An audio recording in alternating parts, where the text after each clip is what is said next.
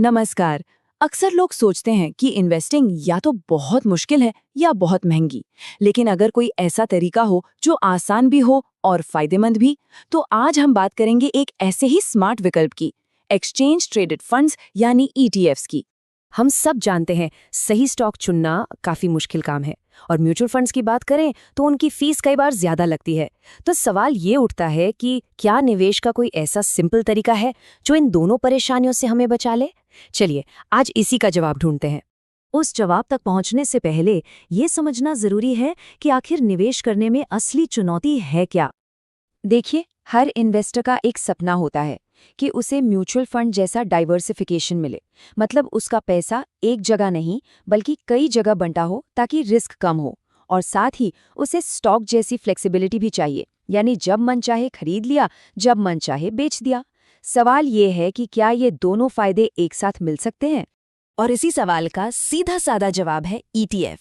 तो चलिए अब डिटेल में समझते हैं कि आखिर ये है क्या भला। तो एक्सचेंज ट्रेडेड फंड या ईटीएफ असल में ये एक तरह का फंड ही है जिसमें स्टॉक्स या बॉन्ड्स का एक पूरा कलेक्शन होता है।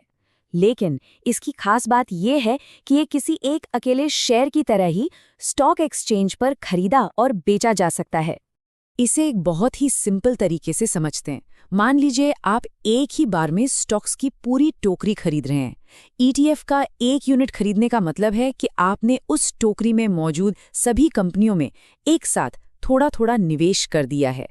वैसे ईटीएफ्स कोई बहुत नई चीज नहीं है, लेकिन इनकी पॉपुलैरिटी बहुत तेजी से बढ़ी है।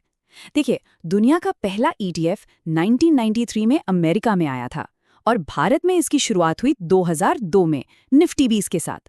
और आज का आलम यह है कि दुनिया भर में लोगों ने इसमें लगभग $8.9 ट्रिलियन इन्वेस्ट किए हुए हैं। मतलब इसकी कामयाबी का अंदाजा यहीं से लगाया जा सकता है। तो अब जब हम ये जान गए हैं कि ईटीएफ क्या है, तो सबसे जरूरी सवाल पर आते हैं, ये स्टॉक्स और म्यूचुअल फंड से अलग कैसे है? चलिए इनकी एक सीधी सीधी तुलना करके देखते हैं। सोचिए, स्टॉक्स हमें दिन में कभी भी रियल टाइम में खरीदने बेचने की आज़ादी देते हैं। वहीं म्यूचुअल फंड्स एक साथ कई कंपनियों में पैसा लगा के हमारा जोखिम, हमारा रिस्क कम करते हैं। ईटीएफ्स को डिजाइन ही ऐसे किया गया है कि ये दोनों की खूबियों को एक साथ ले आएं। ये टेबल देखिए, सारी कहानी बिल्कुल साफ हो जाएगी। रियल टाइम ट्रेडिंग यानी दिन में कभी भी खरीद बिक्री, ये सुविधा ईटीएफ और स्टॉक्स में है पर म्यूचुअल फंड में नहीं।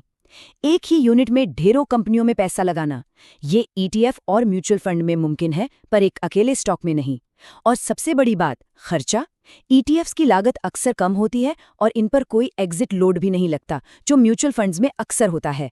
तो साफ है, ईटीएफ्स दोनों दुनिया के बेस्ट फायदे एक जगह ले आते हैं। तो चलिए फटाफट से इसके 4 सबसे बड़े फायदों को दोहराते हैं। पहला, डाइवर्सिफिकेशन, यानी पैसा बढ़ जाता है जिससे रिस्क कम हो जाता है। दूसरा, कम लागत, मतलब फीस में कम पैसा कटता है।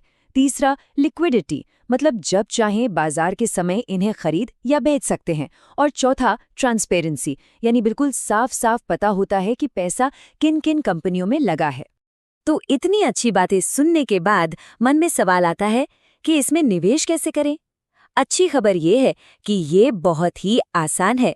शुरुआत करने के लिए बस ये 3 सिंपल स्टेप्स हैं। पहला, अकाउंट्स खोलें। इसके लिए एक डीमैट अकाउंट और एक ट्रेडिंग अकाउंट की जरूरत होती है। दूसरा, अपना ईटीएफ चुनें।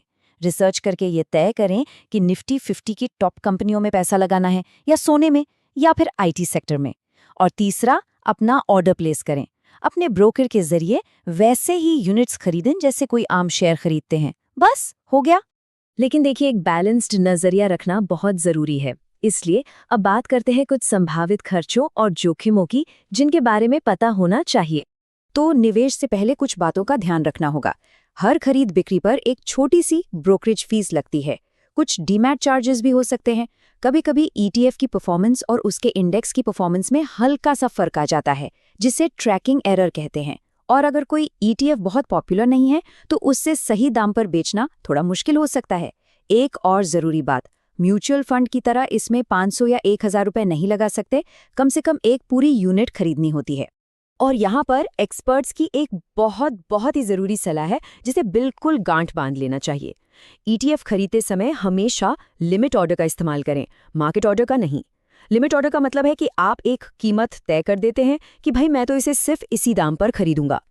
मार्केट ऑर्डर लगाने पर क्या होता है, हो सकता है कि आपको अचानक बढ़ी हुई कीमत पर यूनिट मिल जाए।